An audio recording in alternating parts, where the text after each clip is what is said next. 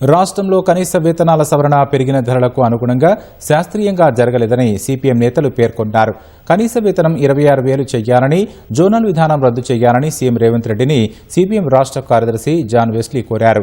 రాష్ట్రాన్ని కార్పొరేషన్లు, మున్సిపాలిటీలు, గ్రామాలుగా విభజించి వేతనాలు సవరించడం వల్ల కార్మికులకు నష్టం జరుగుతుందన్నారు. కొన్ని జీవోల ప్రకారం వేతనం గతంలో కన్నా తగ్గుతుందని అన్నారు. ధాన్యం సేకరణ వేగంగా పూర్తి చేయాలని, రైతులు తీవ్ర ఆందోళనలో ఉన్నారని ముఖ్యమంత్రిని కోరారు.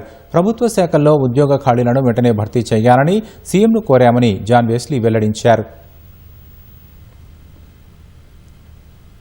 కరువు భత్యం పెంచినటువంటిది కూడా సరైనటువంటి పద్ధతిలో లేదు, అసమానతలతో ఉన్నాయి. వాటిని పరిశీలించి సరిచేయాలని చెప్పి చెప్పడం జరిగింది. ఆ రకమైనటువంటి చర్య తీసుకుంటామని చెప్పి హామీ ఇచ్చారు. 2 లక్షల ఉద్యోగాలు భర్తీ చేస్తామన్న హామీ అమలు జరగలేదు.